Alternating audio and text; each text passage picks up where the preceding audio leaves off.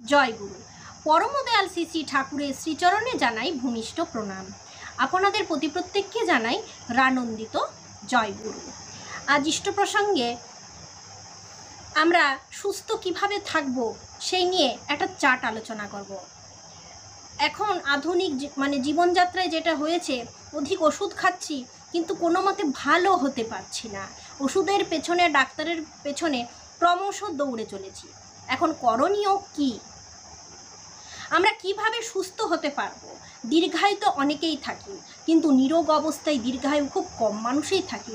আজকে একটা ছোটোখাটো চার্ট আলোচনা করব, যে চার্টে আমাদের জীবন প্রণালীটা চললে আমরা ভালো থাকব, সুস্থ থাকব। কতটা ঘুমাবো, কতটা খাবো, সকালে কি করব, 5-7 মিনিট আমাদের কি করা উচিত। যতই আমরা অসুস্থ থাকি না কেন, আমরা সুস্থ হব। তাই এরকমই একটা আলোচনা পত্রিকাতে, এই মাসের আলোচনা পত্রিকাতে এরকমই একটা চ্যাপ্টার আছে যার নাম হচ্ছে স্বাভাবিক জীবনশৈলী। এই দেখুন, জীবন চাই বাঁচতে, চাই বৃদ্ধি, চাই আনন্দ। এই চাওয়াকে পেতে হলে নিশ্চয়ই এক স্বাভাবিক পথ ও গতি আছে। জীবনের এই স্বাভাবিক পথ ও গতি থেকে মানুষ যখনই বিশ্লিষ্ট হয় তখনই আসে দুঃখ, যা মানুষের পছন্দ নয়। তখন আবার চেষ্টা করে স্বাভাবিক জীবন গতিতে ফিরে আসতে হয়। জীব তথা মানুষের জীবনে প্রতিদিনের প্রধান বিষয়গুলি হলো আহার, নিদ্রা, ভয়, মৈথুন ও অস্মিতা। মানুষের ক্ষেত্রে সদাচার ও বিনোদন আরও দুটি আবশ্যিক ক্রিয়া। এই নিয়েই প্রতিদিনের জীবনচক্র। এই প্রতিটি বিষয়ের সামঞ্জস্যপূর্ণ চলনই সুস্থ থাকার উপায়। মানুষকে সুস্থ থাকতে হলে শুধু শারীরিক ও মানসিকভাবে সুস্থ থাকলেই হবে না, তাকে সমাজ ও সামগ্রিক পরিবেশ নিয়েও বাঁচতে হবে। আহার জীবনের একটি প্রধান বিষয়। আহার খেয়েই মরবো, যা হয় হবে, মরতে তো একদিন হবেই, তাই খেয়েই নিই, চলো খেয়ে নিয়েই মরবো। এই কথাটা আমরা প্রায়ই বলে থাকি, তাই না?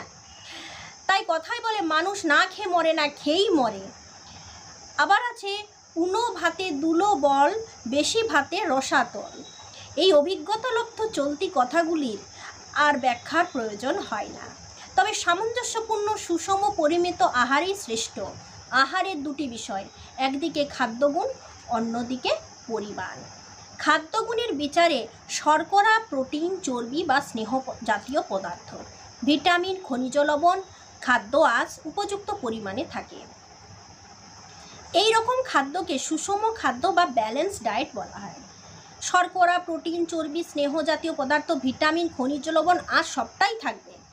সাধারণভাবে চাল, গম, ডাল, বাদাম, শাক, সবজি, ফল, দুধ ইত্যাদির সমাহারে যে আহার, তাতেই সুষম আহার সাধিত হয়। পরিমাণের বিচারে এমন পরিমাণে খেতে হয় যেন শরীর স্বাস্থ্য ঠিক থাকে, আবার কর্মশক্তিও যথেষ্ট থাকে। এমন খেয়ে নিলাম, গ্যাস অম্বল অতিরিক্ত হয়ে গেল, আর এতটা পরিমাণ খেয়ে নিলাম আর হয়তো নড়তেও পারছি না, গলা জ্বালা, বুক জ্বালা, বমি হয়ে গেল, ব্যাস তৃপ্তিও মিটল, ক্ষুধাও মিটল, আর তার সাথে সাথে শরীরটাও গেল। যত টক্সিন শরীরে উৎপন্ন হলো, ওই খাবারে কিছু হয় না। তবে অল্প অল্প করে বারে বারে খাওয়াই ভালো।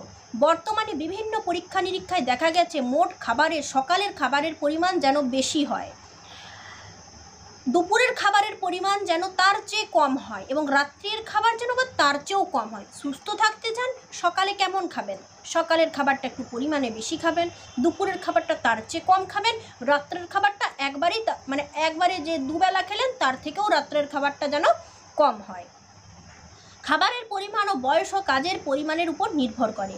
কৈশোর ও যৌবনে খাবারের পরিমাণ বেশি হবে, আবার বেশি পরিশ্রম যারা করে তাদেরও খাবারের পরিমাণ বেশি হবে। যখন আমাদের বয়স কম থাকে তখন আমাদেরকে খাদ্যটা একটু বেশি করে খেতে হয়। বয়স বাড়তে থাকলো, 30 বছরের আপে উঠে গেলাম, তখন যদি আমরা সে কৈশোরের খাবার রুটিনটা ধরে বসে থাকি তাহলে কিন্তু আমাদের শরীর আর চলবে না। যতদিন বাঁচবো রোগ নিয়েই আমাদেরকে বয়ে বেড়াতে হবে, রোগ বয়ে বেড়াতে হবে। শিশু ও কৈশোর ও যৌবনে যেহেতু দেহ গঠন ও বৃদ্ধি চলতে থাকে, তাই প্রোটিন জাতীয় খাদ্যের ভাগটা বেশি হওয়া দরকার। অন্যদিকে 40 বছরের পর তা আবার কম করা দরকার। খাবারের এই পরিমাণটা কিন্তু আপ ডাউন হতে থাকবে। একই পরিমাণ যত বয়স বাড়ছে তত খাবার বাড়ছে, যত বয়স বাড়ছে তার পরিমাণ বাড়ছে, এ করলে কিন্তু হয় না। 40 বছরের পর তা কম করার দরকার। খাবার এমনভাবে খেতে হয় যেন নির্দিষ্ট সময়ের ব্যবধানে ক্ষুধার সৃষ্টি হয়, কাজের শক্তি পাওয়া যায় এবং প্রতিদিন সহজভাবে মল নির্গমন হয়, পায়খানা যেন পরিষ্কার হয়। তাছাড়া কোনো রকম তামাক, মাদক ও উত্তেজক দ্রব্যাদি ব্যবহার না করাই ভালো। শ্রী শ্রী ঠাকুর বলেছেন, always do something which is good for you and for your environment. আরও বলেছেন, খাওয়ার জন্য বাঁচা নয়, বাঁচার জন্য খাওয়া। যীশুখ্রিস্ট বলেছেন, man shall not live by bread alone. সত্যি মানুষ খাদ্যের জন্য জীবন ধারণ করেনি, তবে বাঁচার জন্য খাবারের প্রয়োজন আছে। জীবনের উদ্দেশ্যেই এমন কিছু করা যা জীবনকে উন্নত করে তোলে। হযরত রসুল বলেছেন, তোমরা মাথার ঘাম পায়ে না ফেলে খাবার খাবে না। যদি শারীরিক পরিশ্রম বেশি না হয় তবে ব্যায়াম চর্চার মাধ্যমে তা করে নিতে হবে।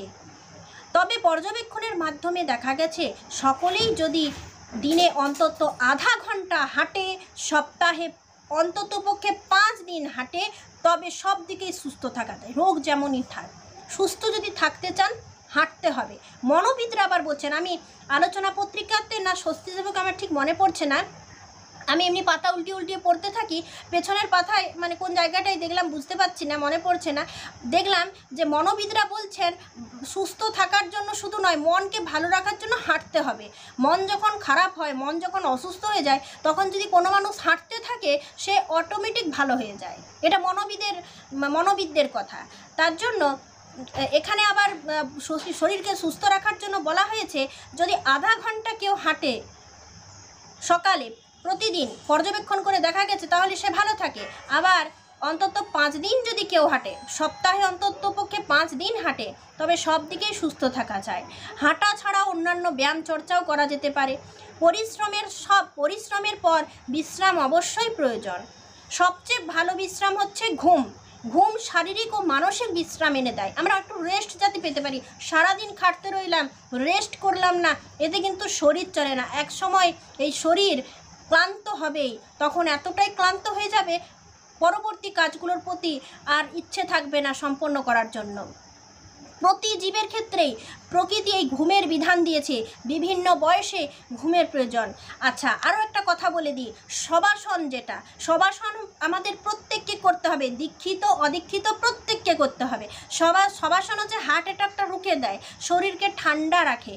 সবচেয়ে ভালো রিল্যাক্সেশন এক্সারসাইজ হলো 5 থেকে 7 মিনিট শবাসন করা। শ্রী শ্রী ঠাকুর 24 ঘন্টায় 3 থেকে 4 বার, প্রতিবারে 5 থেকে 7 মিনিট শবাসন ধ্যান করার সাধনার অঙ্গ হিসাবে দিয়েছেন।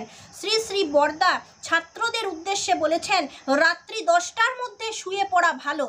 আমরা এখন বেশিরভাগ এই আধুনিক যুগে ফোন নিয়ে, টিভি নিয়ে, পড়াশোনা নিয়ে, বিভিন্ন রকম লেখালেখি নিয়ে, কম্পিউটার নিয়ে, ল্যাপটপ নিয়ে সব সময় ব্যস্ত, যেটা আমাদের এই রাত্রেবেলার জন্য খুব খারাপ। এতে করে আমাদের চোখের ক্লান্তি ঘটে, মানসিক দিকটা ডিস্টার্ব হয়। আমরা যখন ছাত্র অবস্থায় থাকি, যখন পড়াশোনা করি, তখন আমাদের রাত্রেবেলায় 10টার মধ্যে কিন্তু শুয়ে যেতে হয়।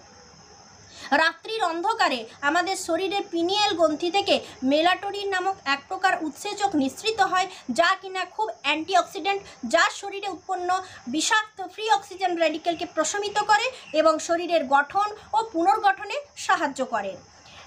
সে কারণে রাত্রে শোবার আগে আলো নিভিয়ে অন্ধকারে শোয়া ভালো। অনেকে রাত্রে আলো জ্বালিয়ে ঘুমিয়ে পড়ে, এটা একদমই অনুচিত। রাত্রেবেলায় সবসময় অন্ধকারে শোয়া ভালো।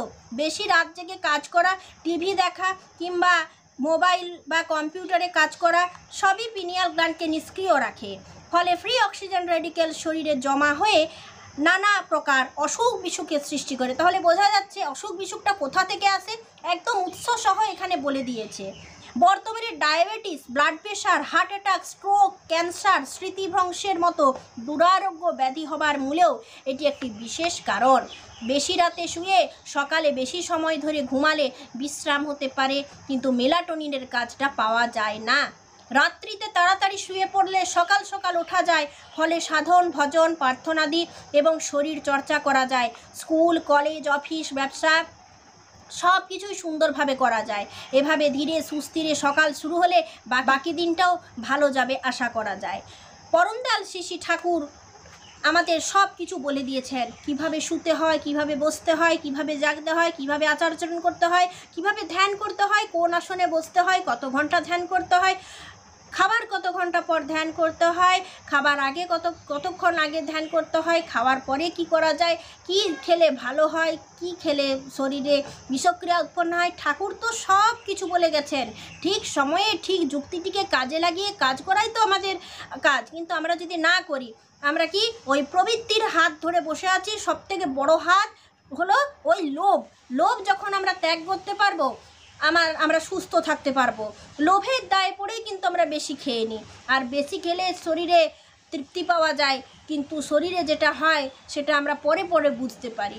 তাই খাবার দিকটা একটু আমাদেরকে সচেতন থেকে রেখে খাওয়াই ভালো। এভাবে আপনারা নিরোগ অবস্থায় অনেক দিন বাঁচতে পারবেন। সুস্থ থাকার এই তালিকা সম্পর্কে পরের দিন আরও আলোচনা করব। আজ এই পর্যন্ত। জয় গুরু।